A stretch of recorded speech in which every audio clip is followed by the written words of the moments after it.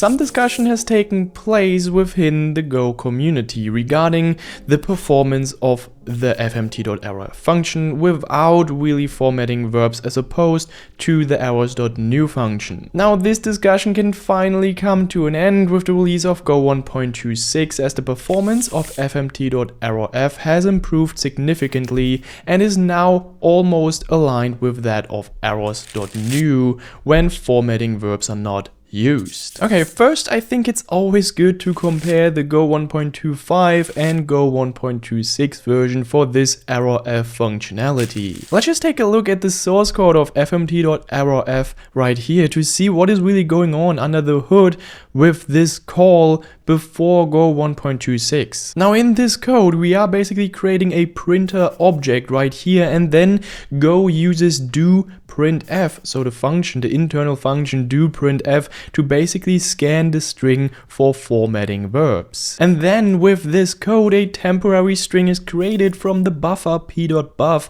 and allocated. So in benchmarks where the error escapes, you typically saw about 2 heap allocations compared to 1 for errors.New. And then the switch case right here just basically reacts to how many wrapping verbs were found in the string. So for example, when there are no wrapped errors at all, it just simply creates a basic error using errors.New. And now let's just take a look at the source code of the new errorf functionality in Go 1.26. We can actually see that things have been optimized, and when the compiler now detects no formatting verbs, it just bypasses the heavy path and directly calls errors.New. Now this is because of the internal errorf function, which just returns immediately and checks up front whether formatting is actually needed. So with this new code, Go can just optimize fmt.Errorf with 2 allocations to 0 for the non-escaping case. So it's directly similar to errors.New. And for the escaping case, we only have 1 allocation. And now if you don't know this fmt.Errorf and errors.New functionality, let's just quickly go through an example of using this fmt.Errorf function and the errors.New function. So basically what we can do with the errors.New function is we can just create a plain error in Go. Now what I mean by that is that we can basically just create a simple error, for instance called db_error, and then we will call the errors.New function right here. And then we specify a string, so the error string, which could be connection timeout. Right, and right here we can imagine that this came from a database connection failing, for instance, and we use errors.New here to really just have a plain text error message. Now what we could also do is we could also leverage the fmt.Errorf function. So what we could say is error and then fmt.Errorf, and then maybe we print this error in the end. And in this errorf function we can specify something like failed to fetch user data, and then we can use the formatting verb %w right here, and then just use the db_error. And now here's where it really gets interesting, which is this error wrapping with %w functionality. Now the %w verb right here is special because it preserves the original error inside the new error. And this in the end just creates an error chain where we can inspect the underlying cause later. Now if you would use fmt.Errorf without any formatting verbs in older Go versions, it just did extra work under the hood and was measurably slower than errors.New. But Go 1.26 really fixed this, and now fmt.Errorf with static strings, so no %d, %s, or %w for instance, it just takes a fast path and is almost as fast as errors.New. So Go 1.26 greatly reduces the performance gap right here, so mostly you no longer need to worry about choosing errors.New over fmt.Errorf purely for performance when you don't use formatting verbs. And then what we can also do with this whole errors.New and fmt.Errorf functionality is we can just have a condition, for instance if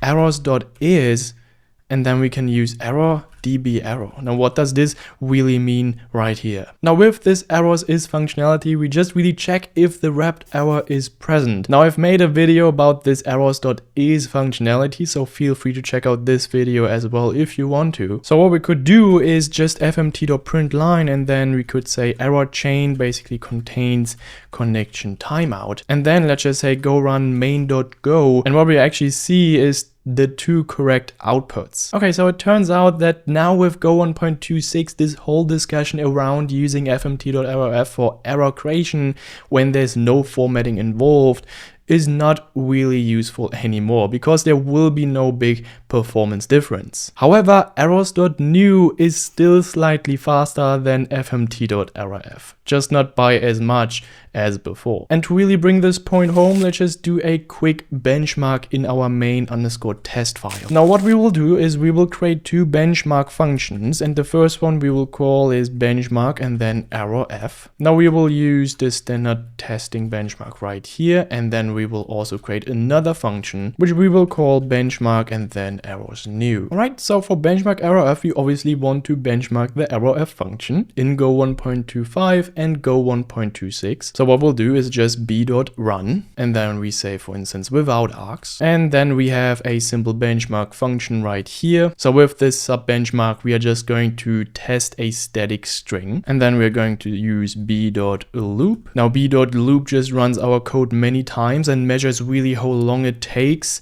It's just a modern way to write benchmarks now in Go. And then we need to declare a global variable. I'm going to explain why we actually do this in a minute. Let's just have global var right here, and the type is just any because we don't really care at this moment. And then inside of our benchmark loop, we are just going to say global var is equal to fmt.Errorf, and then we just say some errorf. Okay, and this is our first benchmark. And really, this is where we will see the key optimization Go 1.26. Now fmt.Errorf internally with static strings only now takes the fast path that just calls errors.New internally. And it's important to note that when assigning to a global variable like global var in this case, we just force a heap allocation. Now this is again just for benchmarking purposes, and we want to make sure that there's a real cost here. Now in Go 1.26, this gives us one allocation instead of the historical two allocations. And if we used a local variable, or the error just wouldn't escape, so for instance we would have something like this, the Go 1.26 compiler could optimize this to 0 allocations. Now again, we are using and declaring this global variable to force a heap allocation, and this just prevents the compiler from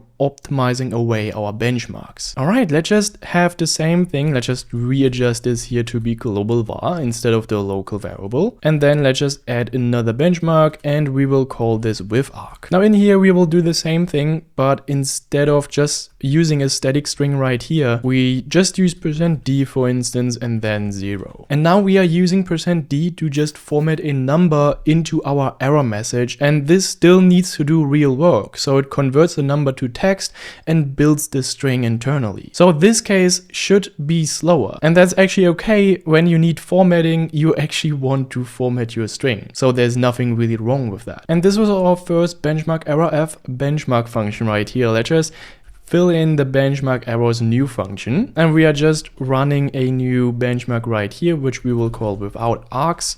Same thing, because there are no real args in errors.New. And then we say global var is equal to errors.New, and then some error. Okay, and errors.New has always been the fast, simple way to create an error in Go. It just takes your string and wraps it in an error, nothing really fancy in here. And this is our baseline, the fastest way to create a static error message. And after Go 1.26, the fmt.Errorf without any formatting verbs just performs almost the same as this one right here. Sure, the errors.New is still a bit faster, but that's okay. So let's just benchmark this functionality with Go 1.25. And as we can see, the errorf function right here without arguments just has 2 allocations and is comparably slower than the without args for the errors.New functionality. Now let's just quickly adjust the version right here of Go to be the 1.26 RC3 version. And then again, if we just run the benchmarks, what we will actually see is that with arguments, it's still slow. Obviously, it still has 2 allocations,